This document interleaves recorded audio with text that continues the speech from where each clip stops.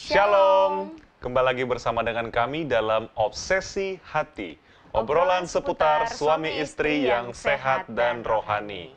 Kami keluarga Pendeta Muda Yosef Stumeang yang akan menemani Anda selama 1,5 jam ke depan, sekaligus juga akan memandu acara ini di dalam pembahasan-pembahasan sehubungan dengan rumah tangga. Tentu narasumber kita adalah keluarga Pendeta Jonathan Kuntaraf. Saat ini topik kita itu tidak kalah menarik dengan topik-topik sebelumnya. Nah, Iya. topik kita malam ini adalah peran keluarga dalam mendidik nilai-nilai moral dan etika. Tentu bukan tanpa sebab kenapa topik ini diangkat, ya sayang ya. Ada beberapa isu-isu termasuk berita yang baru saja beredar di media sosial dan berita-berita mainstream kita menyatakan bahwa anak-anak zaman sekarang sudah mulai berkurang nilai-nilai etika dan moralnya. Apakah benar demikian? Nah, nanti akan kita bahas dan akan kita lihat materi yang dibawakan oleh keluarga Pendeta Jonathan Kuntaraf. Ya, dan kita sebelum akan mendengarkan, kita harus selalu mengingatkan kepada para pemirsa tentunya Iya, Say, betul. untuk mengirimkan pertanyaan Anda seputar topik kita kali ini membahas tentang mendidik nilai moral dan etika. Anda boleh kirimkan pertanyaan Anda di media sosial kita di YouTube maupun di Facebook, atau bisa langsung menghubungi call center Hope Channel Indonesia yang nomornya sudah tertera di layar kaca Anda. Dan saat ini kita akan membacakan ayat tema kita, dan nanti doa buka akan dipimpin oleh kamu ya. Ya. Ayat inti kita terdapat di dalam Ulangan 6 ayat 6-7. Apa yang kuperintahkan kepadamu pada hari ini haruslah engkau perhatikan, haruslah engkau mengajarkannya berulang-ulang kepada anak-anakmu dan membicarakannya apabila engkau duduk di rumahmu, apabila engkau sedang dalam perjalanan, apabila engkau berbaring, dan apabila engkau bangun. Sebelum memulai acara ini, mari kita bersatu dalam doa. Tuhan Allah Bapa yang bertahta dalam kerajaan sorga, puji dan syukur kami panjatkan kehadirat Tuhan. Engkau adalah Allah yang penuh kasih, yang menyertai kami hingga saat ini. Biarlah kiranya Tuhan acara ini dapat berjalan dengan baik, materi yang disampaikan menjadi pelita bagi kehidupan para pemirsa. Berkatilah segenap kru Hope Channel Indonesia, begitu juga dengan jaringan, sehingga kami bisa menikmati acara ini. Berkat Tuhan kami dapatkan, dan namamu dipuji dan dimuliakan. Inilah doa kami dalam nama Yesus Kristus kami berdoa. Amin. Amin. Langsung saja kita panggilkan narasumber kita, yaitu keluarga Pendeta Jonathan Kuntaraf. Shalom. Shalom. Pendeta dan Ibu Pendeta. Shalom, selamat malam di Ellen Indonesia Joseph. dan selamat pagi dari North Carolina. Selamat Bagaimana pagi. kabarnya Pendeta dan Ibu? Ya, puji Tuhan masih sehat-sehat, masih bisa melayani Amin. pada pagi ini. Wajah pendeta dan ibu Atau pendeta malam di sana. segar ya.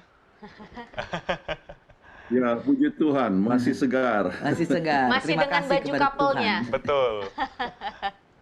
Oke, Pendeta, ini kita akan membahas tentang peran keluarga dalam mendidik nilai moral dan etika. Apalagi kalau kita lihat ya Pendeta dan Ibu, ada beberapa kejadian yang baru saja terjadi akhir-akhir ini. Kita lihat ada seorang anak SMA ya, melawan kepada gurunya. Bahkan mengancam ya. Mengancam ya, jadi kayak ngajak ribut. Nah, ini padahal dia ada di sekolah nih. Nah, ini kita mau tahu juga dan bagaimana caranya mendidik anak-anak baik di rumah ataupun di sekolah. Karena topik kita kali ini cocok sekali dengan isu-isu yang terjadi di sekarang ini. Silakan Pendeta dan Ibu untuk materinya. Baik, terima kasih. Pemirsa yang berbahagia, memang masalah nilai-nilai moral dan etika ini sudah merupakan satu perkara yang cukup besar sekarang ini. Oleh sebab banyak anak-anak yang tidak, artinya mempunyai nilai moral yang rendah, ya. Terjadi banyak perkelahian, kemudian pemberontakan kepada orang tua, dan berbagai macam kenakalan. Dan sebetulnya kalau kita lihat kepada ayat yang sudah dibacakan tadi, menunjukkan bahwa peranan daripada orang tua adalah untuk mendidik akan anak-anak itu waktu berjalan atau waktu duduk ataupun berbaring, artinya selalu memberikan bimbingan kepada anak-anak dalam soal moral dan etika. Nah, sekarang kita coba lihat apa arti daripada nilai moral, ya. Nah, nilai moral adalah prinsip atau standar yang digunakan untuk menentukan apa yang dianggap benar atau salah dalam tingkah laku dan keputusan yang diambil oleh seseorang atau sekelompok orang. Nilai moral bisa bervariasi dari satu individu ke individu yang lain dan bisa juga berbeda antara satu kelompok atau masyarakat dengan kelompok atau masyarakat lain. Namun ada satu perkara yang sudah umumnya standar yang diketahui oleh umum. Misalnya membunuh adalah salah, yang Iya. mencuri adalah satu hal yang salah, berbohong adalah satu perkara yang salah. Iya. Itu adalah nilai moral yang diberikan oleh Alkitab yang kita lihat tadi, ya, sesuai dengan ayat yang kita baca dari Ulangan pasal 6. Ya, 6 dan 7 menunjukkan sesuatu perkara yang harus diajarkan oleh orang tua atau keluarga kepada anak-anaknya. Ya. Nah, kita ambil contoh daripada nilai moral. Ya, beberapa contoh nilai moral yang umum adalah jujur. Ya, itu pasti harus ajarkan kepada anak-anak kita, keadilan, toleransi, kebaikan hati dan tanggung jawab. Selain itu, nilai moral juga sering dihubungkan dengan agama atau sistem keyakinan seseorang. Walaupun nilai moral juga bisa berasal dari sumber-sumber lain seperti filsafat atau norma-norma masyarakat. Jadi kita lihat kejujuran, ya itu bukankah satu perkara yang sangat penting. Kita mau supaya anak-anak kita jujur. Ya. Dan kalau kita sudah ajarkan ini dan mereka mempunyai nilai kejujuran yang baik, maka di pekerjaan, di masyarakat mereka mempunyai kejujuran. Dan ini peranannya sangat penting di dalam menentukan sukses masa depan. Ya. Dan kita dapatkan ada nilai-nilai moral yang universal. Ya, nilai moral secara universal adalah prinsip atau standar yang diakui oleh banyak orang di seluruh dunia sebagai dasar bagi tingkah laku yang baik dan benar. Nilai-nilai moral universal ini tidak terikat pada suatu agama atau budaya tertentu, melainkan merupakan nilai-nilai yang diakui oleh banyak orang di seluruh dunia sebagai standar tingkah laku yang baik.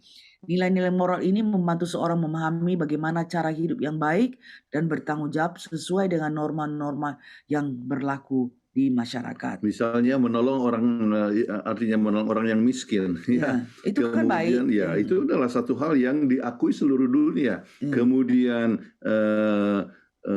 memberikan obat kepada yang sakit, ya. Itu adalah satu perkara yang nilai moral yang diakui secara dunia. Hormat orang tua. Ya, hormat. Kemudian masalah keadilan di dalam berperilaku, ya. Itu hal yang sangat penting. Kemudian kita tiba kepada arti etika, ya. Apa yang dikatakan menurut Purwadarminta? Ya, etika adalah ilmu tentang tingkah laku atau perbuatan manusia yang dilihat dari sisi baik dan buruknya yang dapat ditentukan oleh akal manusia. Secara bahasa, kata etika lahir dari bahasa Yunani, ethos, yang artinya tampak dari satu kebiasaan. Dalam hal ini yang menjadi perspektif objeknya adalah perbuatan, sikap, atau tindakan manusia. Pengertian etika secara khusus adalah ilmu tentang sikap dan kesusilaan suatu individu dalam lingkungan pergaulannya yang kental akan aturan dan prinsip terkait tingkah laku yang dianggap benar. Inilah yang dimaksudkan dengan kamus Purwadarminta. Nah, dalam hal ini kita sering dengar, kebetulan saya pernah mengajar satu mata kuliah namanya Christian Ethics, ya. Jadi etika itu sering disebut definisinya adalah the science of behavior, ya. Jadi adalah satu ilmu yang membahas mengenai masalah tingkah laku kita, dan untuk itu kita perlu standar. Dan dalam hal ini, ya, Alkitab atau hukum Allah adalah satu standar dari etika tersebut, ya. Nah, sekarang kita dapatkan bagaimana dengan moral dan etika sekarang ini. Ternyata banyak sekali masalah moral. Kita ambil contoh misalnya penelitian yang dikatakan di sini. Ada diperkirakan 2 dari 5 suami yang tidak setia kepada istrinya. Kan itu berarti tidak menunjukkan moral atau etika yang baik, ya. Ya, kemudian waktu dibuat oleh penelitian oleh FBI, ini hanya di Amerika saja. Ya. Setiap 25 detik ada satu tindakan kriminal. Setiap 25 menit ada satu pembunuhan. Pemerkosaan dilakukan setiap 7 menit. Ya. Dan kemudian kita lihat pencurian satu mobil setiap menit. Oke. Kemudian setiap 59 detik ada satu perampokan. Ya, dan penculikan setiap 48 detik. Ya, Dan kemudian setiap 9 detik dikatakan ada satu pencurian di rumah. Ya. ya, Jadi kita lihat adanya suatu masalah moral. Ini berbicara hanya penelitian daripada FBI untuk Amerika Serikat.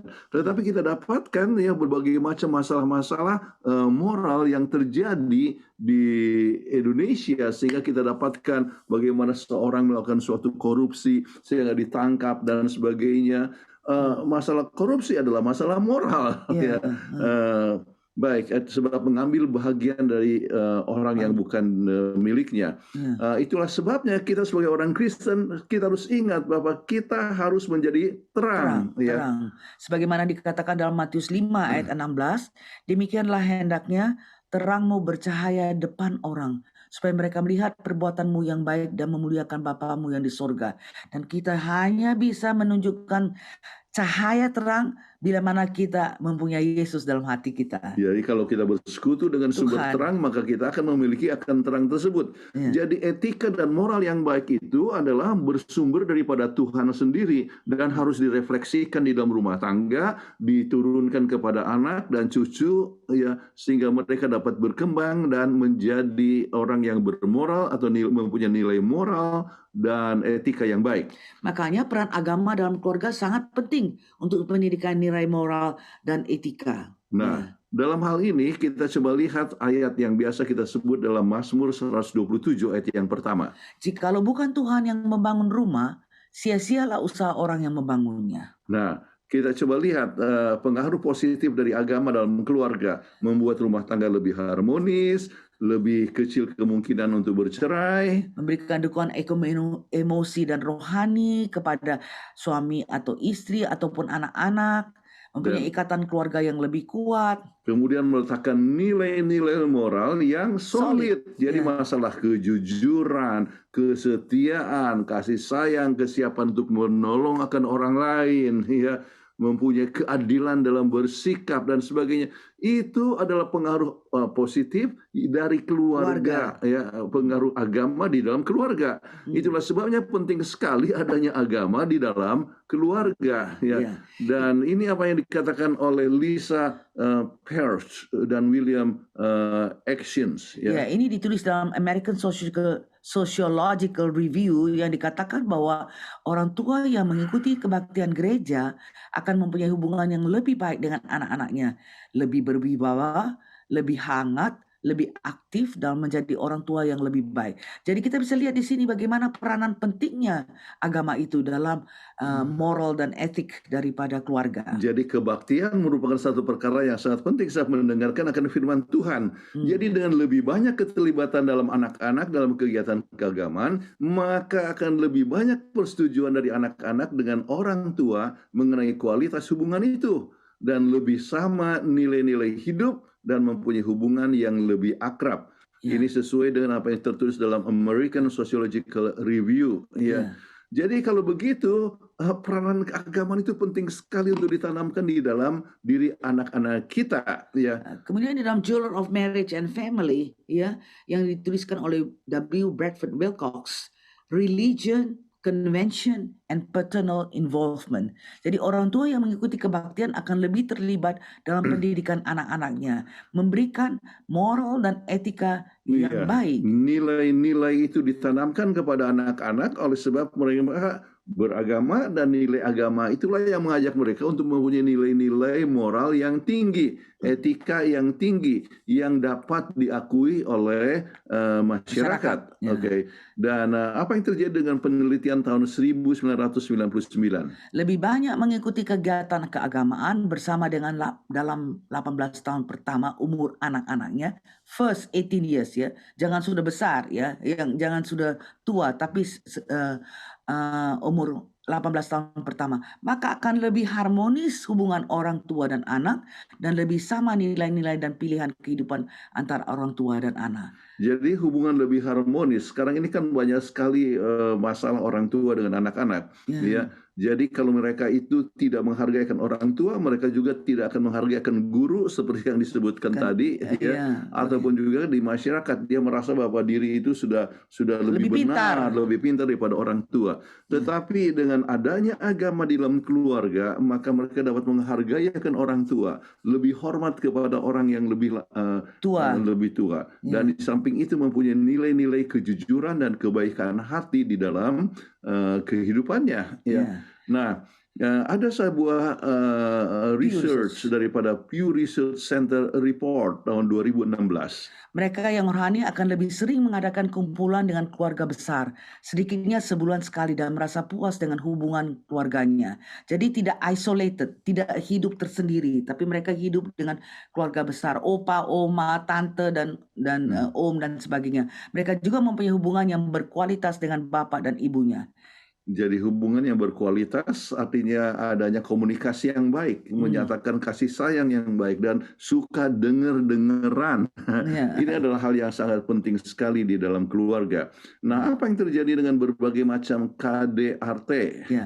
Pasangan yang mempunyai komitmen keagamaan, ya ingat, komitmen keagamaan yang sama akan kurang terlibat dalam KDRT. Jadi kita bisa lihat bahwa kalau orang itu tidak mempunyai komitmen, maka persentase KDRT itu akan lebih tinggi. Pria yang ikut kebaktian setiap minggu kemungkinan lebih sedikit dari setengah terlibat dalam KDRT dibandingkan dengan mereka yang ke gereja hanya setahun sekali. Baik, kemudian mereka yang tidak ke gereja lebih besar kemungkinan untuk punya anak di luar nikah, ya. Ya, para ibu yang selalu ke gereja mempunyai hubungan yang akrab dengan anak-anaknya. Jadi kita bisa lihat di sini bagaimana itu impact daripada agama itu terhadap keluarga. Jadi sangat penting sekali pendidikan moral dan etika di dalam rumah tangga kita. Nah, penemuan umum menunjukkan agama yang terorganisasi memberikan dukungan komunitas yang lebih baik kepada rumah tangga. Agama dapat memberikan pertolongan dalam membimbing keluarga dalam mempunyai nilai dan tingkah laku yang baik atau tidak baik kepada kelompok. Selalu diingatin kan, selalu apakah dalam kita punya renungan pagi dan malam, Atau apakah selalu berdoa bersama-sama, ya. dan ke gereja sama-sama. Kalau mereka bertengkar, anak-anak ini kita ingatkan kembali perlunya kasih sayang. Ya. Orang, ya, jadi kita bisa lihat bahwa pengaruh daripada agama itu sangat penting. Orang yang rohani dapat berhubungan satu sama lain dengan mempunyai empati terhadap satu sama lain. Jadi dapat merasakan akan perasaan orang lain, ya, dan ini sangat penting sekali. Nah, penelitian juga menunjukkan bahwa agama memiliki peran penting dalam sebuah keluarga dalam pembentukan kepribadian anak-anak itu. Proses pembinaan nilai-nilai agama sejak dini, ya, dari awal, dari kecil, dari bayi sampai 18 tahun tadi kita sudah baca, hingga dewasa akan jelas menghindarkan anak-anak dari pelanggaran moral. Jadi begitu mereka sudah misalnya berkelahi, ya, adik dan kakak, ya, kita sudah bisa bilang, kita harus saling mengasihi satu sama lain. Jangan begitu sama anak-anak, sama saudara-saudara. Jadi sudah ditekankan dari kecil itu. Kesediaan untuk menolong, misalnya satu anak punya 2 kue, ya, kemudian kita ajak untuk bagikan pada yang lain, ya. Jadi nilai agama ini artinya masalah moral dan etika itu sudah diberikan di dalam keluarga dan menyebabkan anak-anak itu tumbuh sebagai seorang yang bermoral dan ya, beretika dan mempunyai baik. etika yang tinggi, ya. Nah, kita harus ingat bahwa agama itu merukunkan keluarga, ya. Kalau kita lihat lebih dekat pada Tuhan, lebih dekat satu sama lain. Makanya selalu kita katakan, buatlah satu lingkaran, Yesus adalah di tengahnya. Makin dekat kita kepada pusat daripada lingkaran itu, makin dekat kita satu sama lain. Perbedaannya makin berkurang, ya. Iya, lebih mengasihi, lebih lemah lembut, lebih suka untuk melayani, ya. Itu adalah satu hal yang kita tekankan di dalam agama dan agama dalam rumah tangga yang betul-betul merukunkan akan rumah tangga sehingga nilai-nilai moral dan etika itu dapat bertumbuh dengan sangat baik sekali. Ya. Nah, kita lihat sekarang bagaimana peranan orang tua dalam pendidikan anak ya. Baik, misalnya penting orang tua dalam memberikan dukungan fisik. Iya, jadi kan mereka kan harus ada makanan, mereka harus Iya, ada pakaian. Orang tua lah yang memberikannya. orang Dan tua memberikan bimbingan, bimbingan ya, bantuan emosional, dan ya, sebagai pelatih spiritual, ya. bagaimana anak itu dapat misalnya belajar untuk berdoa dari kecil. Ya, kadang-kadang mereka lupa untuk berdoa sebelum makan. Ya, kita lah yang ingatkan, Kita sudah berdoa ingatkan. enggak? Ya. Ya, ingat bahwa Tuhan itu yang memberkati kita. Bagaimana itu padi-padi kan nggak bisa bertumbuh, nggak ada makanan, nggak ada nasi nanti kalau mamanya. Jadi kita harus berdoa, terima kasih kepada Tuhan. Anak-anak itu dari kecil sudah dididik ya. Iya, ini hal yang sangat penting. Dan dalam memberikan bimbingan, anak-anak membutuhkan orang tua untuk membimbing mereka dalam menentukan pilihan mereka. Ya. Ya, Nah, kalau tantangannya sangat besar dan orang tua tidak dapat memberikan bimbingan yang diperlukan, maka kita sebagai orang tua perlu untuk klaim bantuan daripada Tuhan, bantuan ilahi. atau Dan bantuan desa. Apa ya, yang dimaksudkan? Yaitu ya, it takes a whole community, a whole village to raise a child. Jadi perlu komunitas itu untuk bantu memberikan bimbingan kepada bimbingan anak. kepada anak-anak kita ya. Ya, Dan ini yang harus diketahui oleh semua anggota gereja ya. ya. Jadi bahwa bukan hanya Orang tua orang saja. tua saja yang memberikan bimbingan, tetapi itu tante yang Iya. berada di gereja dan sebagainya ikut memberikan Iya. bimbingan. Seperti di gereja kami ini ya, anak-anak itu kalau lewat atau apa, dia orang nggak bilang, anak siapa ini? Enggak. Oh, dia tolong ini anak si A atau anak si B, dia orang tolong saling peluk sampai apa. Jadi it takes the whole village untuk membesarkan anak, terutama juga di dalam gereja. Ya. Oke, jadi pentingnya orang tua dalam memberikan bantuan emosional, ya. Anak-anak harus dapat bersandar pada orang tua mereka untuk dukungan emosional. Ya. Sebab mereka kan mendapatkan kadang-kadang dibully oleh oleh temannya di sekolah dan sebagainya. Orang tua harus selalu siap untuk memeluk, memberikan dukungan kepada mereka. Seorang anak yang dibiarkan mengatasi rasa sakit dan kekecewaannya sendiri akan mencari dukungan emosional dari sumber manapun.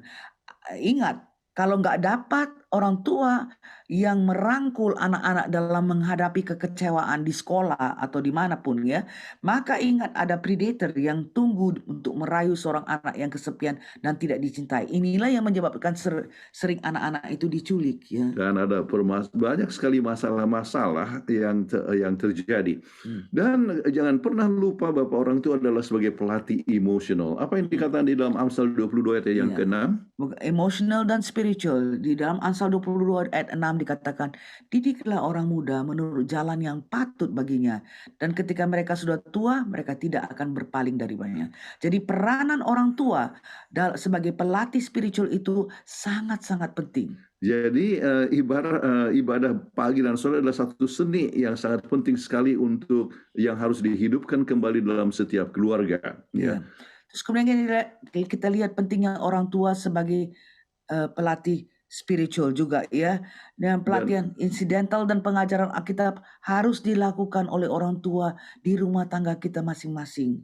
Dan isi Alkitab dan nilai-nilai sosial harus disajikan setiap saat, yaitu nilai sosial dalam arti misalnya hormat kepada orang tua, ya, suka menolong akan teman, kemudian mempunyai pergaulan yang baik, ya, kemudian bisa saling mengingatkan. Ya. Ini adalah merupakan hal yang sangat penting, termasuk di dalam beribadah kepada Tuhan. Sebab dengan peribadatan, maka itu menolong kita untuk lebih dekat kepada Tuhan dan juga lebih dekat satu sama lain. Ya.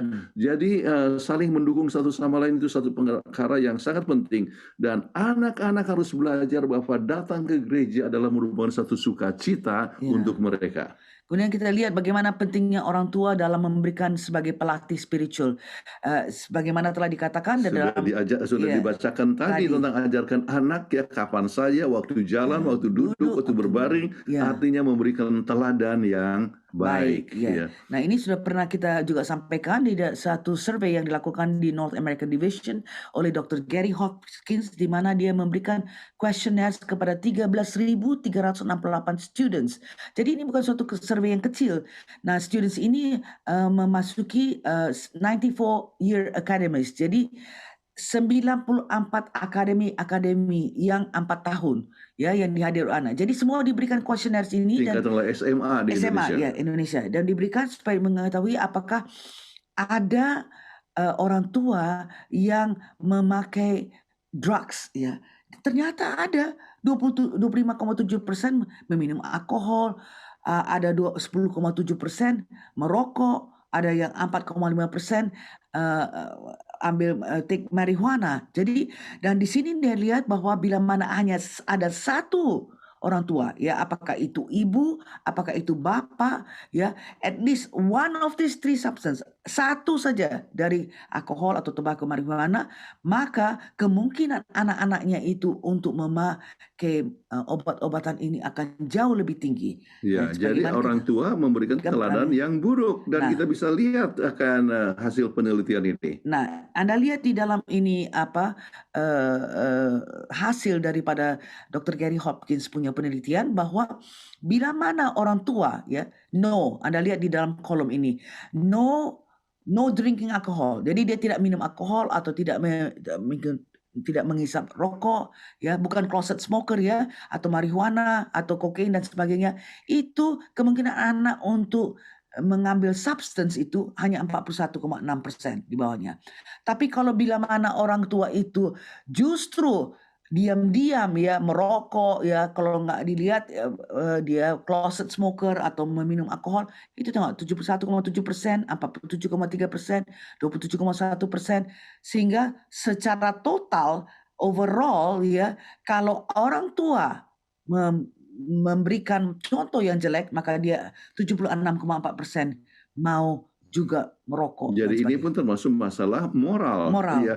Jadi kita lihat anak-anak mengikuti teladan yang buruk dari orang tuanya.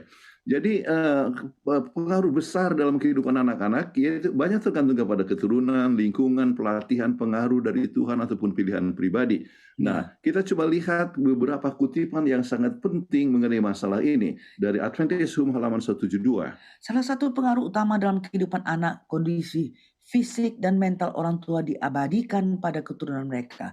Semakin mulia tujuannya, semakin tinggi kemampuan mental dan spiritual, dan semakin baik kekuatan fisik orang tua, semakin baiklah perlengkapan kehidupan yang mereka berikan kepada anak-anak mereka. Makanya orang tua harus sehat, jangan anak tua dulu merokok dan apa dan sebagainya, itu memberikan pengaruh kepada anak-anak mereka. Ya, ini disebut prenatal influence ya. Jadi pengaruh daripada sebelum kelahiran. Oke. Nah, kemudian lingkungannya, apa yang dikatakan dalam Adventist Home halaman 131? Lingkungan adalah pengaruh besar pada kehidupan anak. Kita harus memilih masyarakat yang paling menguntungkan bagi kemajuan spiritual kita dan memanfaatkan setiap bantuan dalam jangkauan kita. Jadi kalau kita tahu bahwa memang kita akan tinggal di tempat daerah yang banyak sekali onar-onarnya, kejahatan dan sebagainya, maka lebih bagus kita tinggalkan lingkungan itu dan pilih ke tempat yang lebih baik ya, yang dapat mendukung secara kerohanian ya. Kemudian pelatihan, latih seorang anak sebagaimana mestinya, dan ketika dia tua dia tidak akan menyimpang dari perannya. Jadi ketika anak itu tumbuh ya, dia harus tetap diajar ya, dilatih dengan baik untuk mengikuti norma atau nilai-nilai moral dan etika yang baik. Ya. Nah, kemudian kita lihat bagaimana pengaruh besar dalam kehidupan anak-anak ya, pengaruh daripada God's presence ya, kehadiran Tuhan. Kita lihat di dalam Child Guidance halaman 471, kita tidak pernah membutuhkan hubungan yang erat dengan Tuhan lebih dari yang kita butuhkan hari ini. Apalagi zaman sekarang kita lihat banyak sekali ya, seperti tadi dikatakan oleh Ellen, memberontak kepada guru dan sebagainya. Nah, kita perlu sekali mempunyai hubungan yang erat dengan Tuhan sehingga Tuhan yang bertahta dalam hati kita, sehingga kita tidak mau melakukan hal-hal yang jelekkan nama Tuhan. Jadi kita perlu mendidik akan anak-anak itu menghargai hal-hal yang kudus ya. Baik, kemudian pengaruh dari Tuhan itu diberikan melalui kelas-kelas Alkitab, kehadiran di gereja dan acara keagamaan lainnya. Kemudian pelajari kisah-kisah Alkitab dengan anak-anak, bagaimana anak-anak suka mau membantu di orang tua, bantu mereka menghafal teks-teks Alkitab, itu juga akan lengket di kepalanya ya, akan tertanam di pikirannya, sehingga waktu dia sampai bertumbuh besar dia akan mempunyai nilai-nilai rohani yang baik. Ya. Jadi kita harus ajarkan mereka misalnya untuk menghargai akan alam, ya. Ajar mereka, ya, bawa mereka di alam dan melihat keajaiban daripada ciptaan Tuhan dan sebagainya. Nah, kita lihat teknik pelatihan dasar yang sangat penting. Menurut psikolog anak, yaitu Dr. Mollmeyer, menyampaikan bahwa 85% kepribadian anak terbentuk pada usia 6 tahun. 6 tahun. Jadi itu masalah nilai-nilai moral itu harus sudah ditanamkan ya, dalam masa usia dini. Oke. Nah, sekarang sebagai kesimpulan yang kita akan coba bahas di sini, itu peranan keluarga sangat penting dalam menanamkan nilai-nilai moral dan etika yang baik. Jadi kalau orang tua tidak mempunyai hubungan yang erat dengan Tuhan, maka otomatis dia juga tidak dapat menanamkan nilai-nilai moral kepada anak-anaknya. Sebab kita tidak bisa memberikan apa yang kita tidak We cannot give miliki. what we don't have. Ya. Peranan agama dalam keluarga sangat penting dalam menanamkan nilai-nilai moral dan etika tersebut. Ya. Kita sebutkan nilai rajin, ya, nilai jujur, ya, nilai melayani, satu sama lain. Ya.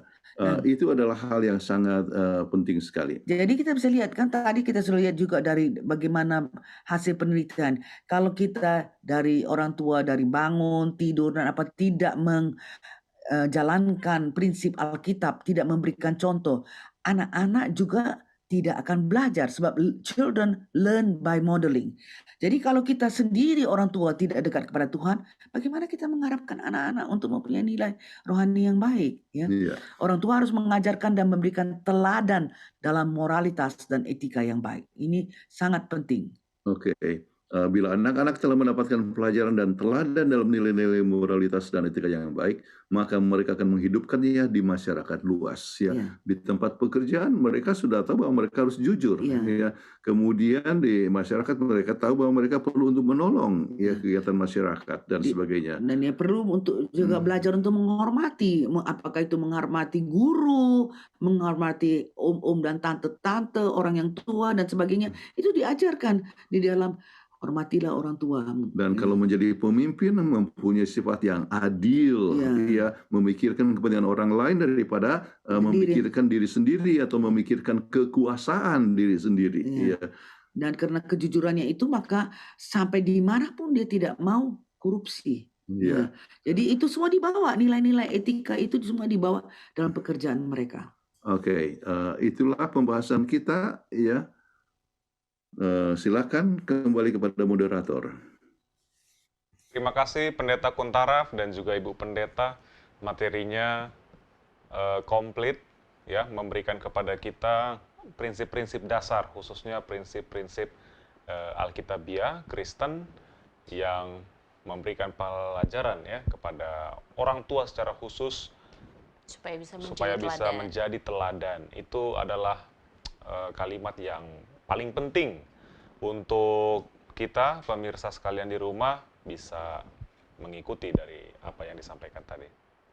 Kita akan kembali setelah yang satu ini, tapi kami tetap mengingatkan kepada para pemirsa sekalian, apabila Anda memiliki pertanyaan seputar topik kita kali ini, Anda boleh kirimkan pertanyaan Anda di kolom komentar di media sosial kita, di YouTube maupun di Facebook, atau bisa langsung menghubungi call center Hope Channel Indonesia yang nomornya sudah tertera di layar kaca Anda. Kita akan kembali setelah yang satu ini.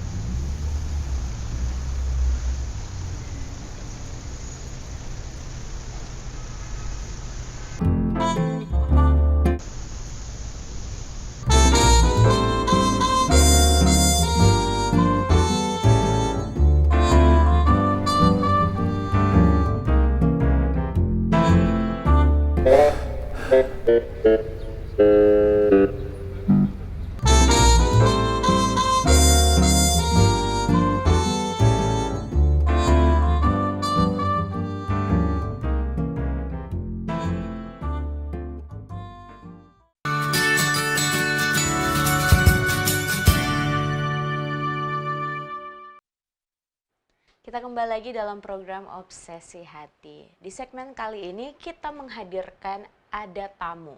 Ada tamu kita untuk mengisi atau sharing-sharing seputar tentang topik kita kali ini ya. Dan itu adalah keluarga Prawoto Sudrajat. Shalom, selamat malam keluarga. Shalom, selamat Halo, malam. selamat malam.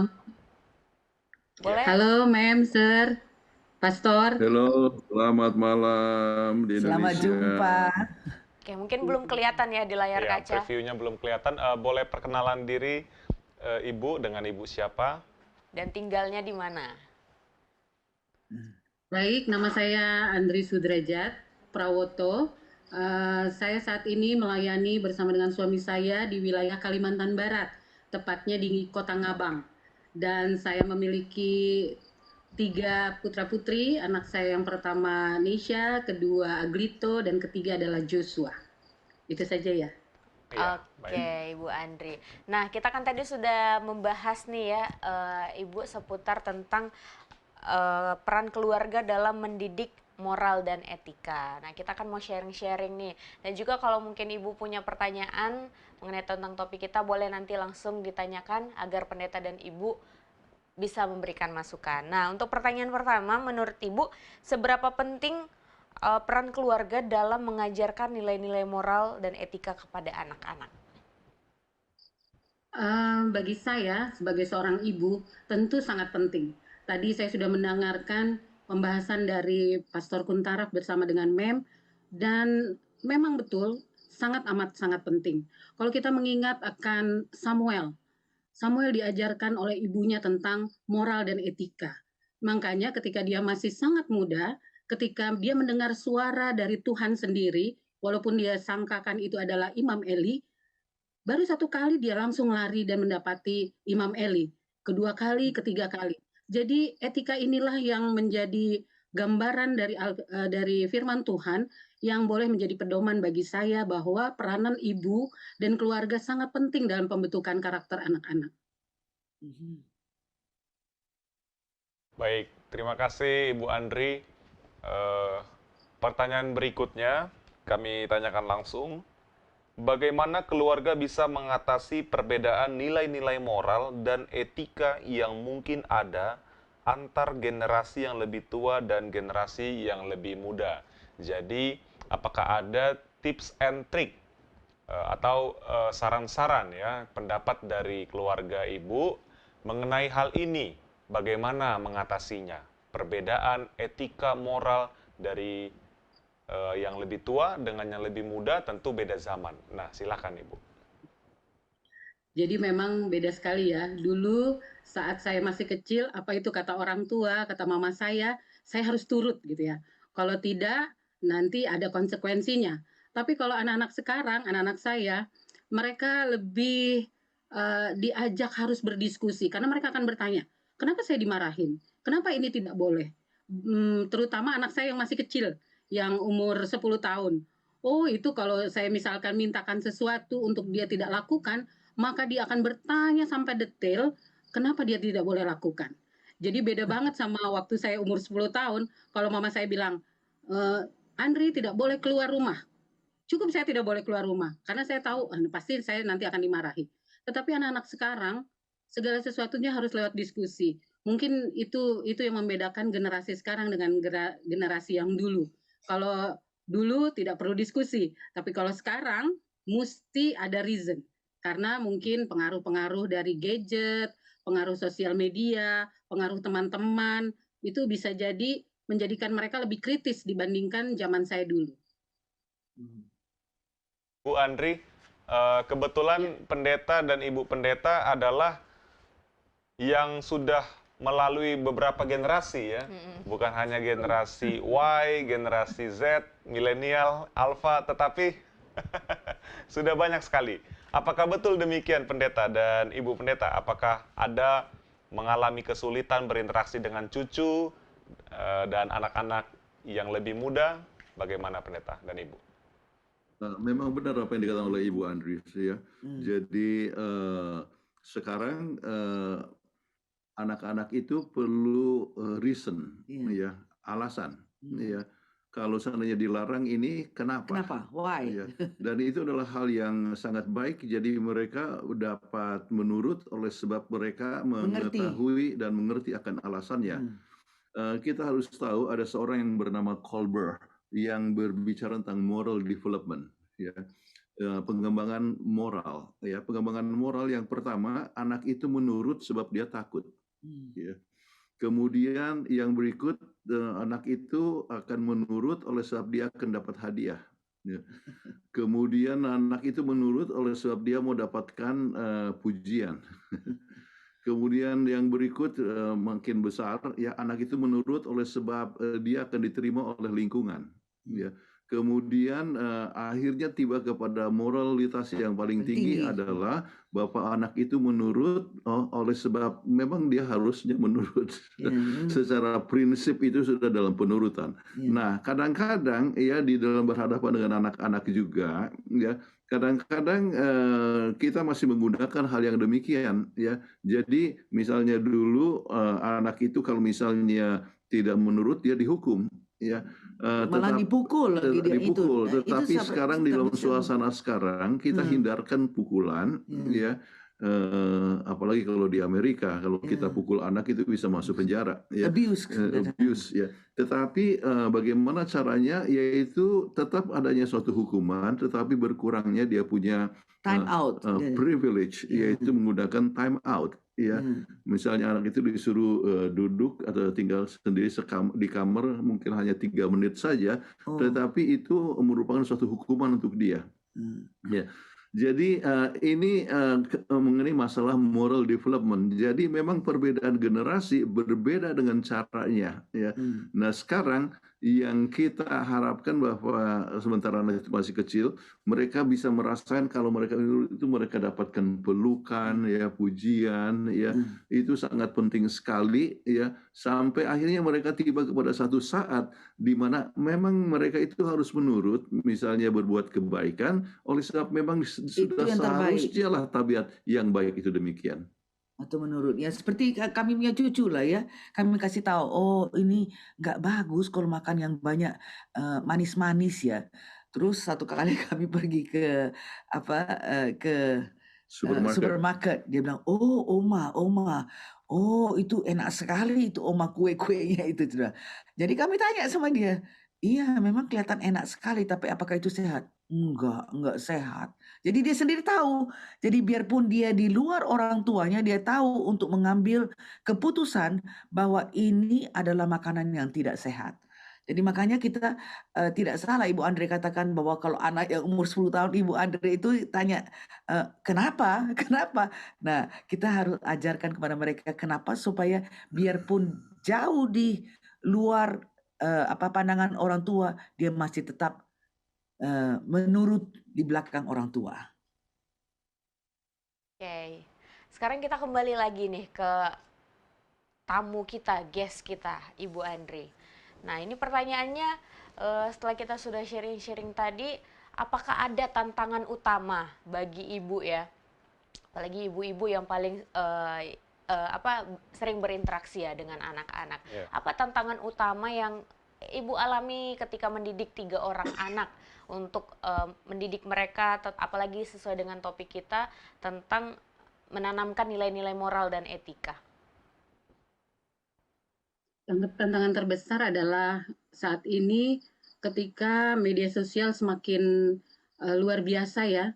Jadi kadang-kadang mereka akan membandingkan gitu. Kenapa pendidikan yang lain itu seperti dirasa sama mereka lebih baik daripada pendidikan kami di rumah. Jadi itu tantangan terbesar. Ketika meletakkan nilai-nilai tentang firman Tuhan, kadang-kadang mereka rasa, apa ini penting nggak sih gitu.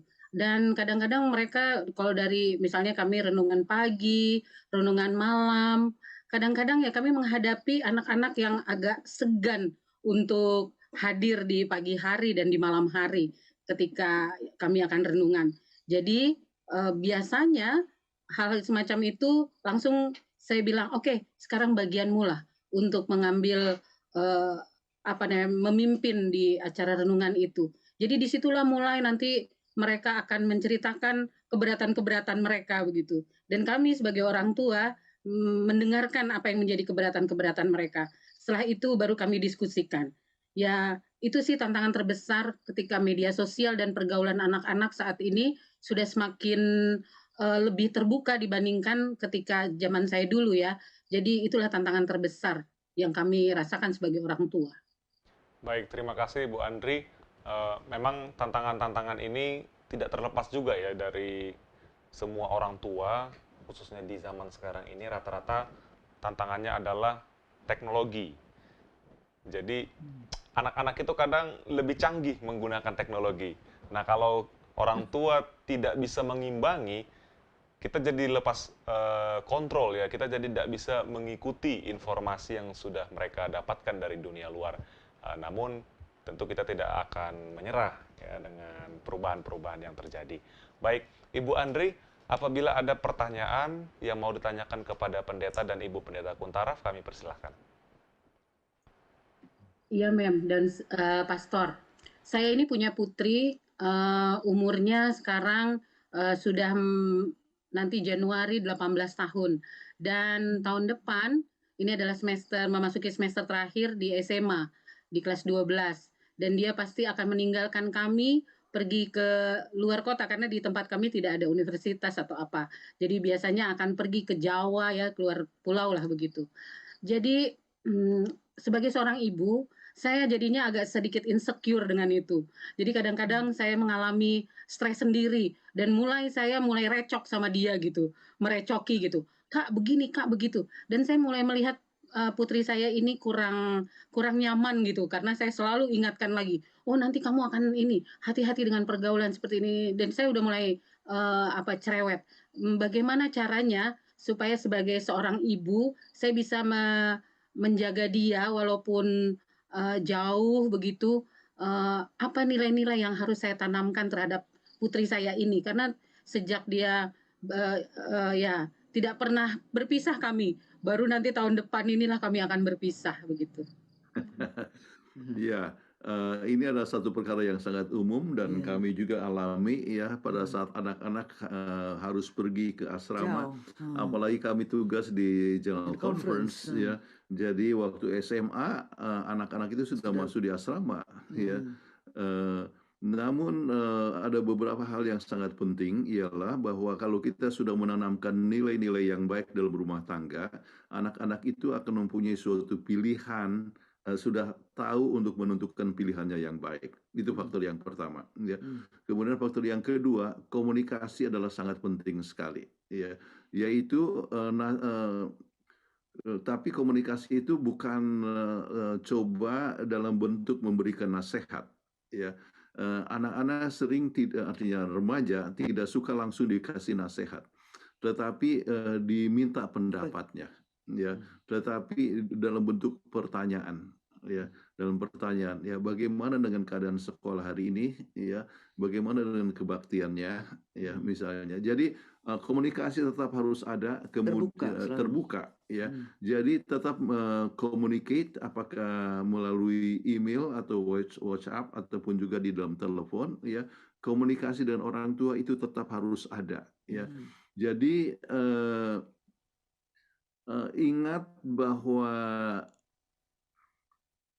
tindakan atau bimbingan daripada orang tua adalah di dalam menanamkan nilai, ya, tetapi jangan seperti harus selalu menggurui, ya. Artinya kamu tidak boleh begini dan sebagainya, ya. Tetapi lebih bagus misalnya dalam bentuk pertanyaan, ya. Misalnya ini ada teman yang begini, kira-kira bagaimana you punya tanggapan? Iya. Jadi misalnya ada orang yang coba mendekatin dan ternyata tidak seiman. Iya. Bagaimana pandangan ya daripada kita sebutlah Ananda ya. Ya, kakak di sini ya. Bagaimana kakak ya? Kemudian dia akan memberikan pandangannya, oh pokoknya kan semua kita bergaul dengan semua orang ya. Kemudian ingat nilai-nilai ya sesuai dengan statistik misalnya hubungan dengan yang tidak seiman itu itu bisa mempunyai suatu resiko ya untuk kebahagiaan keluarga ataupun juga untuk anak-anak ya. Jadi kita mengajukan pertanyaan terus dia sudah memberikan pandangan, kita pun juga memberikan pandangan, tetapi kita harus cukup pengetahuan secara Alkitab, ingat apa yang Alkitab katakan, kemudian inilah yang saintifik katakan ya. Jadi begitu juga di dalam masalah-masalah norma yang lain, di dalam memilih makanan yang baik ya, di dalam memilih sikap-sikap yang baik dalam segala situasi. Kita coba ajukan pertanyaan, kemudian kita dapatkan jawaban, kemudian kita memberikan suatu pandangan ya sehingga anak ini dapat berpikir tentang norma-norma yang baik yang dimiliki oleh orang tua. Ya. sekarang kan lebih gampang sebab ada handphone kan. Jadi biarpun sudah di luar dari Kalimantan ya, apakah itu di Jawa atau apa, kita masih bisa FaceTime ya, bisa bicara. Ya, jadi itu adalah satu keuntungan. Itu satu keuntungan, tapi bisa juga satu kerugian. Oleh sebab orang bisa mengakses informasi dengan gadget. Ya. Itulah sebabnya banyak orang yang terpengaruh dan selalu mengambil waktu dengan gadgetnya lebih daripada segala sesuatu. Ya. Makanya kita selalu berusaha untuk menanamkan bahwa gadget itu ada waktunya. Ya. Jadi ada waktu di mana orang bisa atau harus bebas dari gadget. Ya. Waktu misalnya kebaktian atau waktu makan, lepaskan gadget. Ya. Kumpulkan gadget itu. Kumpulkan. Kita kan sudah pernah membahas itu di obsesi hati yang lalu. Waktu makan ada mereka taruh keranjang. Jadi semua anak-anak apa semua taruh gadgetnya di keranjang. Sebab waktu makan itu mereka bisa bercerita, berbagi ya. Pengalaman makan bersama-sama dengan orang Sangat tua memuatkan. itu sangat penting sekali. Jadi adanya tetap berkomunikasi yang baik. Ya. Bagaimana dengan Ibu Andri? Apakah ada hal lagi yang mau ditanyakan? Masih ada waktu kita. Ya, ada Mem. Saya mau bertanya nih, Mem. Sebagai seorang ibu ya, Mem ya. Saya ini termasuk ibu yang rewel, emak-emak yang terlalu amat sangat khawatir terhadap anak-anak. Jadi saya terlalu banyak aturan sih kalau saya sendiri kadang sadari, tetapi kadang-kadang saya nggak bisa maintain itu kalau misalkan saya lihat sesuatu yang nggak betul gitu, yang terjadi sama anak-anak tentang keteraturan gitu ya. Bagaimana caranya supaya saya tidak seperti yang tidak diinginkan oleh anak-anak saya, Mem? Maksudnya apakah apa yang harus saya nasihat apa yang baik buat saya sebagai seorang ibu supaya kekhawatiran saya yang berlebihan, kemudian tuntutan saya yang mungkin saja akhirnya menjauhkan saya dari mereka itu tidak terjadi begitu, Mem. Ya, memang sebagai ibu saya bisa mengerti ya. Kita ada mempunyai prihatin terhadap anak-anak kita. Tapi ingat bahwa Tuhan itu mencintai kita. Dan kita kalau selalu berhubungan dengan Tuhan, Tuhan akan memberikan kepada kita akal budi. Jadi selalu saya berdoa, Tuhan tolonglah supaya saya bisa memberikan nasihat yang terbaik ya. Selalu berjalan bersama Tuhan. Sebab Tuhan itu sangat mencintai kita. Dan bila mana kita bergantung pada Tuhan, kita akan diberikan cara-cara yang terbaik untuk berkomunikasi dengan anak-anak. Dan yang terbaik adalah apply the golden rule. Ya, jadi peraturan emas itu berlakulah kepada mereka apa yang mereka mau diperlakukan. Jadi misalnya kalau kita mau dicerewetin nggak selalu seperti apa? Kalau kita waktu masih ingatlah anak-anak muda itu juga punya perasaan. Kalau terus-terus dicerewetin jadi bosen kan? Tapi bila mana kita merangkul, ya build relationship, mempunyai hubungan yang erat dengan anak-anak, dan kita akan bergantung pada Tuhan dengan meminta pertolongan daripada Tuhan untuk memberitahukan itu akan berjalan dengan lebih lancar. Jadi sekali lagi saya katakan sebagai ibu memang sangat susah, tapi selalu mempunyai komunikasi. Berdoalah senantiasa kepada Tuhan untuk mendapat kekuatan. Oke, kemudian satu hal yang sangat penting adalah misalnya cerewet ya, tidak bisa lihat misalnya kotor. Oke, kita sebutlah kamarnya kotor ya. Kemudian kadang-kadang ada kecenderungan orang itu kan, wah kamu punya kotor ini, kamar kotor seperti kandang babi, ya, ya. Sebagai gantinya begitu, kadang, ayo kita bersihkan sama-sama. Iya. Ya. Jadi dia lihat orang tua memperhatikan, tidak menyalahkan, ya, Tapi mau koreksi tetapi juga. mengoreksi dengan ayolah kita bersihkan sama-sama. Ya. Jadi itu mengajarkan sesuatu dengan tidak By behaving. by dengan- behaving, ya. Iya. Itu salah satu contoh yang saya sampaikan. Jadi kalau misalnya anak tidak malas-malas datang ke kebaktian, ya, jadi kita tidak Ajar. segan artinya untuk bersama-sama datang di kamarnya. Ayo sudah waktunya kita untuk berbakti, ya, ya. Tolong kakak yang berdua nanti ya. Ya. Jadi kita ajak mereka untuk Seperti berteman. kita berbicara sebagai teman. Salah satu prinsip yang diberikan oleh Mrs. White adalah be friend to your children, ya, to your child. Menjadi teman daripada anak-anak kita. Ada ini ada satu buku yang saya baca lebih kurang 50-an tahun yang lalu. You are okay, I am okay. Jadi you are okay, I am okay. Dan ternyata ya ada 3 kategori di situ, ya, yaitu satu P itu parents, satu lagi adult, ya, satu lagi adalah child, ya, C, ya. Kadang-kadang kita berbicara kepada anak, bahkan kepada istri kita, ya, seperti parents, ya, seperti memberikan nasihat, yaitu orang tua kasih instruksi kepada anak, ya. Yang kita harus harapkan adalah kita bertindak seperti adult, ya. Yaitu sebagai orang dewasa. Jadi walaupun anak, ya, tetapi kita ajak untuk berdiskusi sebagai orang dewasa, ya. Jadi keputusan itu adalah keputusan sebagai seorang yang dewasa, bukan oleh sebab child kepada parents, yaitu anak kepada orang tua yang menurut oleh sebab takut, tetapi kita ajar mereka untuk menurut oleh sebab prinsipnya demikian.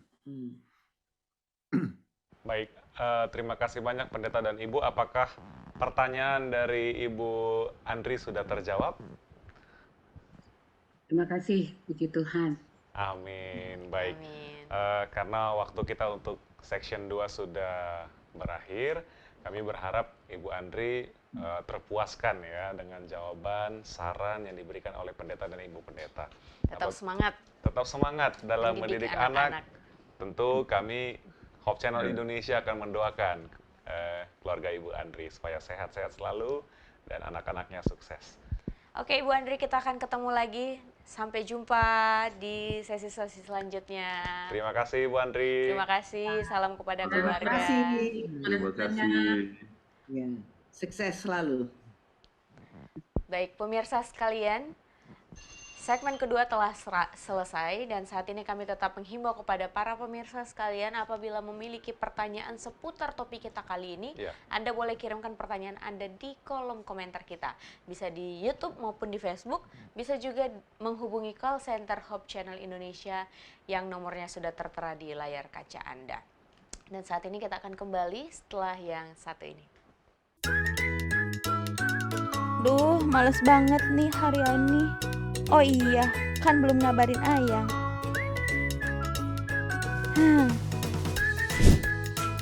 Enak banget.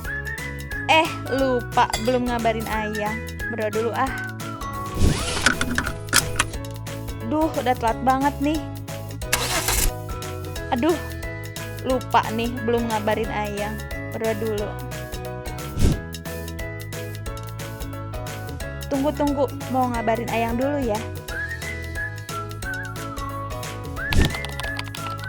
Duh, kerjaan banyak banget sih.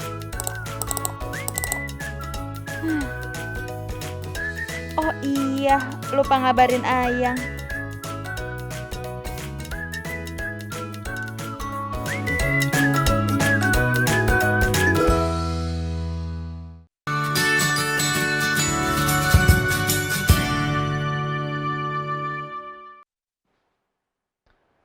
Kita kembali lagi dalam Obsesi Hati. Di segmen ketiga kali ini kita akan menjawab pertanyaan-pertanyaan yang sudah masuk. Tentunya ini adalah pertanyaan dari para pemirsa. Dan kami juga menghimbau kepada pemirsa sekalian apabila masih ada pertanyaan atau usulan topik maupun usulan doa untuk dapat mengirimkannya ke media sosial Hope Channel Indonesia dan juga call center Hope Channel Indonesia yang nomornya tertera di layar kaca Anda. Dan langsung saja kita akan membahas pertanyaan-pertanyaan yang sudah masuk ya. Yang pertama, bagaimana kita sebagai orang tua mendidik anak kita dan memberikan contoh sedangkan keadaan keluarga kita broken home? Nah, ini pertanyaan yang cukup sensitif. Kami serahkan kepada pendeta dan ibu pendeta. Ini tidak mudah, ya. Namun tidak ada yang mustahil di dalam Tuhan. Oke. Banyak berdoa adalah langkah yang pertama. Yang kedua, kita harus ingat bahwa ada anak yang datang dari broken home yang juga berhasil dengan baik. Ya. Resilience. Ada satu kata yang biasa kita sebut resilience. Kita sebut bahwa Yusuf itu datang dari dysfunctional family. Ya. Satu keluarga yang disfungsi oleh sebab bayangkan saudara-saudaranya mengejek dia selalu dibully, ya, kemudian bahkan dijual dan sebagainya, tetapi dia keluar sebagai seorang yang luar biasa. Itu berarti ada orang yang keluar dari broken home yang berhasil dengan baik. Yang sangat penting adalah anak ini ya mempunyai hubungan dengan Tuhan dan juga ada seorang mentor yang baik ya yang mencintai dia dan mengasihinya.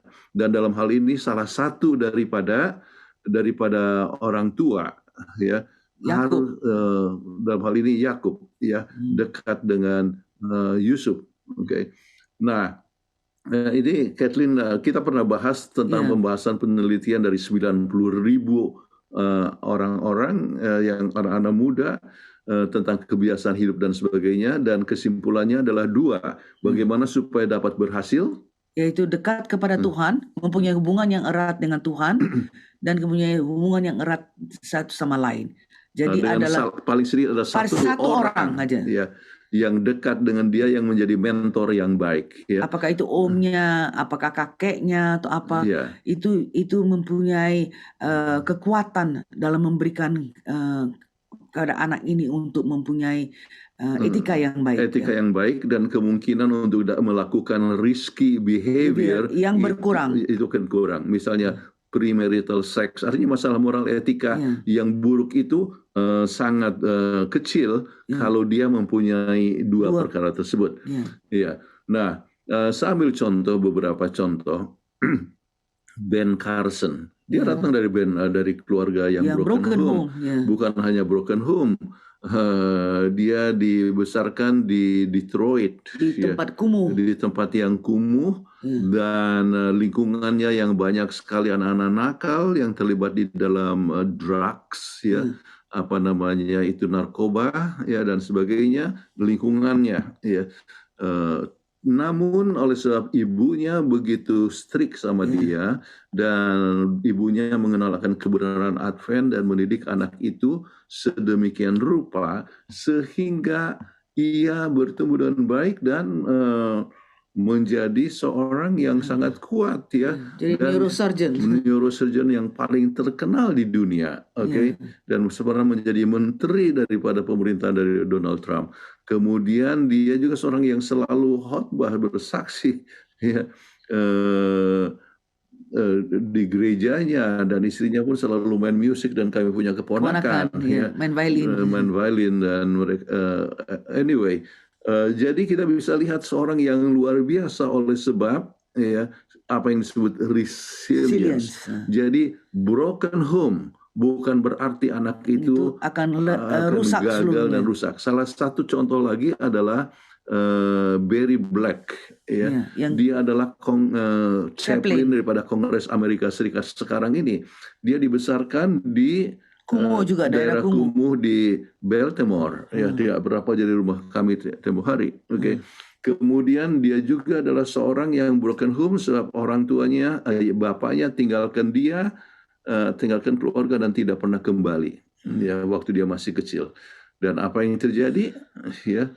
Maka ia dengan didikan ibunya yang baik, ya, ia bertumbuh menjadi seorang yang baik. Dia pergi ke Oakwood College, ya, kemudian akhirnya menjadi chaplain untuk Navy, kemudian chaplain militer, kemudian jadi chaplain dari, ya, Kongres Amerika sampai sekarang ini.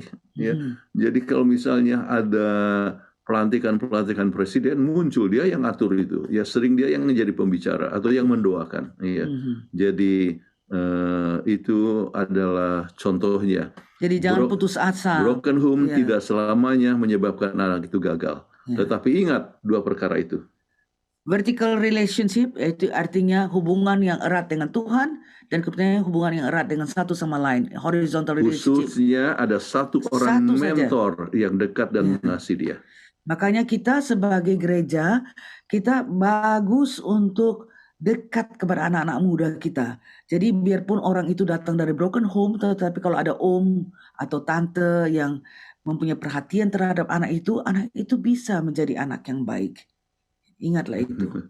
Ini satu penelitian yang dilakukan yang paling terbesar saya rasa, 90.000 orang dengan 18.000 orang tua, dan itu dipublikasikan di JAMA, Journal of American Medical Association.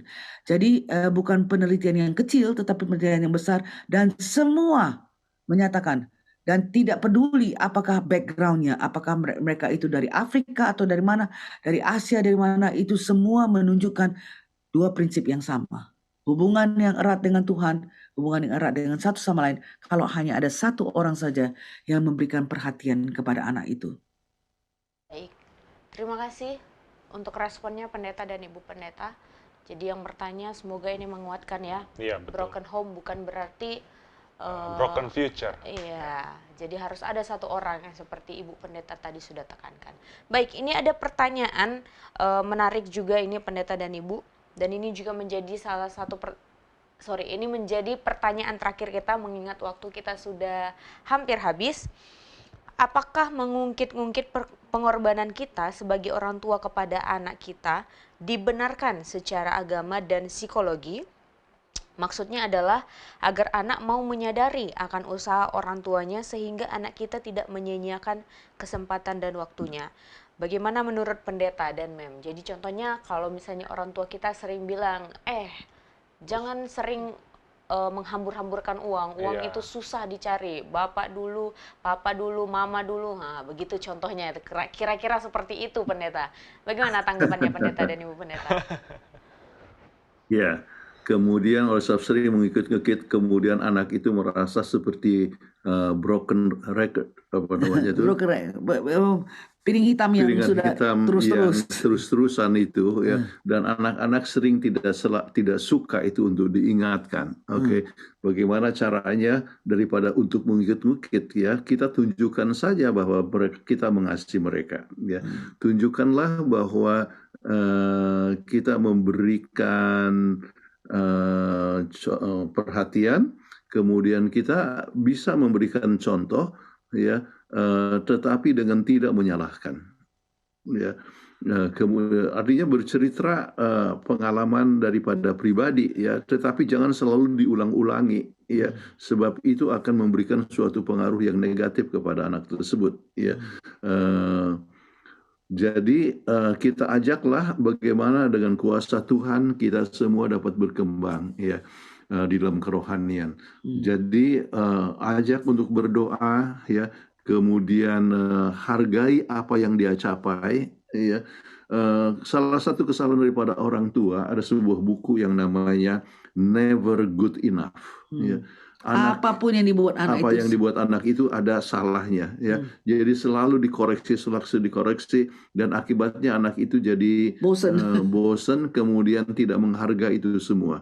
Jadi daripada untuk selalu mengoreksi ya, marilah orang tua memberikan petunjuk yang memberikan teladan yang baik ya, ajak untuk berdoa bersama-sama, melakukan kegiatan itu bersama-sama ya, berikan tanggung jawab kepada dia supaya dia bisa merasa bahwa dia dihargai ya.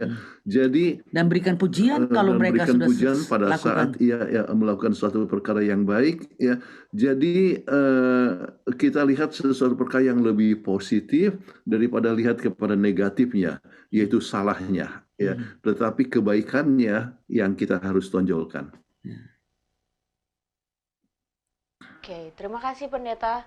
Seperti yang sudah saya sampaikan sebelumnya, waktu kita sudah habis. Kita sudah menemani pemirsa kita 1,5 jam. Dan di akhir segmen, seperti biasa, Pendeta boleh memberikan closing statement dan juga doa tutup akan dibawakan oleh Pendeta. Ibu Pendeta, dipersilakan. Oke. Pemirsa yang berbahagia, kita hidup dalam suatu zaman yang bermasalah ya. Dan masalah tersebut banyak adalah melibatkan masalah moral ataupun masalah etika ya. Dan sebagai keluarga Kristen kita harus menunjukkan akan moral yang baik dan etika yang baik. Untuk itu peranan daripada keluarga sangat penting sekali. Untuk itu kita harus bukan hanya mengajarkan tetapi memberikan teladan yang baik kepada anak-anak kita. Dan kita perlu untuk membimbing mereka dan menjadi pembimbing ya. Jadi bukan hanya sebagai sebagai orang tua tapi sebagai sahabat untuk anak-anak kita supaya mereka dapat berkembang bersama-sama ya untuk mempunyai nilai-nilai moral dan etika yang baik. Dan harus diingat bahwa kegagalan itu adalah hal yang biasa, tetapi dengan kuasa Tuhan yang siap untuk mengampuni dan memberikan kekuatan, maka anak-anak ini dapat mempunyai pengalaman untuk bertumbuh, untuk makin lama makin mempunyai moral etika Kristen yang baik. Silakan. Baik, sama-sama kita berdoa. Bapa kami yang bertahta dalam kerajaan sorga, terima kasih karena Tuhan masih memberikan kepada kami nafas untuk memberikan presentasi bagaimana caranya untuk memberikan pendidikan yang baik, etika dan moral yang baik kepada anak-anak kami. Tuhan, kami sadari bahwa kami hidup dalam keadaan, dalam suasana yang sangat tidak positif, tetapi kami mengetahui bahwa bila mana kami mengikuti prinsip-prinsip Alkitab, menjunjung tinggi akan prinsip Alkitab ini dan mau berteman dengan anak-anak kami dapat juga menjadi satu model kepada anak-anak kami sehingga anak-anak kami bisa selamanya menjadi saksi yang benar di hadapan teman-temannya ataupun di pekerjaannya. Biarlah Tuhan memberikan kami kekuatan masing-masing, berkati dengan para pemirsa kami yang telah mendengarkan akan presentasi ini. Biarlah kami selalu bersatu dengan Tuhan. Terima kasih Engkau telah mendengarkan doa kami. Kami serahkan ini di dalam nama Kristus, Juru Selamat dan Penebus kami. Amin. Amin. Amin. Terima kasih banyak Pak Pendeta dan Ibu Pendeta atas waktu yang diberikan, materi yang disampaikan. Semoga Tuhan memberkati, sehat-sehat selalu. Sampai ketemu minggu depan, Ibu Pendeta dan Pendeta. Lagi, Tuhan memberkati. Baik pemirsa sekalian, tidak terasa ya, kita sudah menemani Anda sekalian 1,5 jam membahas tentang masalah yang terjadi sekarang ini. Betul, walaupun ada beberapa pertanyaan yang belum sempat dijawab ya. Sudah masuk tadi pertanyaan, namun karena waktu, jadi kita harus pamit undur diri. Ya, namun jangan kecil hati ya, di lain kesempatan kita akan membahas kembali, mereview kembali pertanyaan-pertanyaan yang belum sempat terjawab. Jadi pemirsa juga kita tetap ingatkan, kalau mereka punya usulan topik yang ingin dibahas atau kayak pendeta bahas yang ini dong, atau yang sedang ngetren sekarang nih, boleh Anda langsung ngechat call center Hope Channel ya. Atau kalau ada yang mau mengajukan diri sebagai guest ya, tamu, boleh langsung menghubungi call center Hope Channel. Nomornya sudah tertera di layar kaca seperti Anda lihat. Boleh ditampilkan di layar kaca nomor Hope Channel supaya kita bisa hafal ya bareng Hope Channel. Jadi kalau ingin didoakan, Ya, ada usulan topik usulan atau ada topik. pertanyaan. Nah ini 0813 1776 2777. Jadi boleh langsung menghubungi saja call center. Dan juga kita harus ingatkan ke pemirsa sekalian terus menerus. Jangan lupa subscribe channel kita dong. iya. Ini Obsesi Hati. Obsesi hati, ya sudah episodenya Sudah banyak banget, sudah banyak ratusan. banget. Ada banyak macam materi lah ya. Iya, Mungkin yang betul. sedang mencari jodoh, ada juga di Obsesi Hati. Mendidik anak yang Kayaknya perlu juga ya kita bikin obsesi hati mencari jodoh ya. iya, ya, Pasangan yang seiman dan beriman. udah pernah. Oh, udah pernah. Makanya banyak topiknya. Jadi kalau kepo-kepo langsung saja kunjungi channel Obsesi Hati. Obsesi Hati. Subscribe dan yang paling penting nyalakan apa? Loncengnya. Loncengnya. Jadi kalau ada video baru muncul di handphone ya kan? Iya, betul. Ada episode baru. Jadi bisa tonton sambil kerja atau dengar-dengar. Ini kan dengar-dengar setiap hari daripada berita-berita yang ini kan Iya, enak ya, yang pusing ya, sakit yang kepala. pusing. Nah, ini kan bisa dapat Betul. pelajaran baru. Jadi jangan lupa subscribe dan nyalakan tombol loncengnya. Dan kita juga harus berikan kesimpulan juga dong Iya. dengan materi hari ini. Kalau aku dari pelajaran hari ini, pendeta dan ibu pendeta sudah sering sekali bilang bahwa kita tuh harus jadi teladan. Betul. Jadi sebelum menikah juga banyak orang-orang tua sudah menyampaikan pesan kepada kita ya, dan tentunya aku, bahwa keluarga itu atau rumah tangga itu adalah sekolah yang tidak pernah berakhir.